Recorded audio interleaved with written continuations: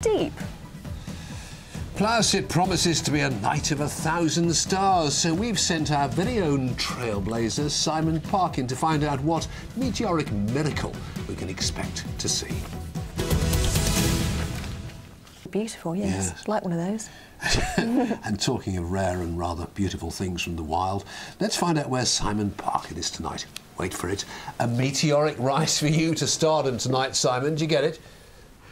If I wasn't trying to work out if that was a backhanded insult, you calling me wild and stuff, I know what you're talking about. Yes, meteoric is the key word, because I'm standing next to the New Forest Observatory's big main telescope, but you don't need that tonight to do some very clever star and other things spotting. All you need is something like this, a camera. Greg, that's because we're looking for meteors. Meteors from the Perseids, constellation Perseids. They're the Perseid meteor shower. And what actually are they? They're like dust grains, sand, about the size of a sand particle, coming through the atmosphere at very high speed, and they make light as they go through the atmosphere. And just looking at the sky with the naked eye, you should be able to see some. Yeah, you should see about 40 to 60 per night if it's...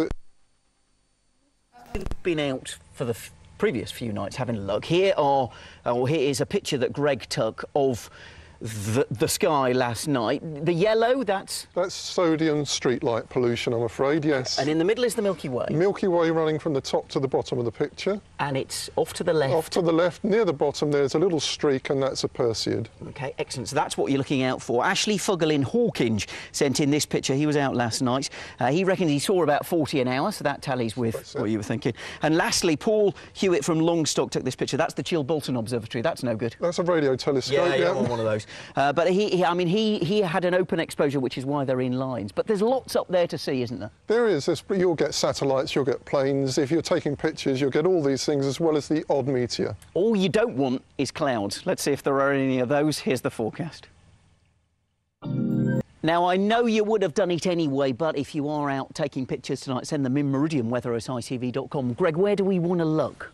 Perseus is in the northeast. Don't look at Perseus, look straight overhead. That's where you're going to see the best trails. So stick your camera straight overhead, or look straight overhead, and that's where you get the best trails. There you go. Amanda, Fred, I expect your pictures tomorrow. Lovely. Don't look at Perseus. Thank you both very much indeed.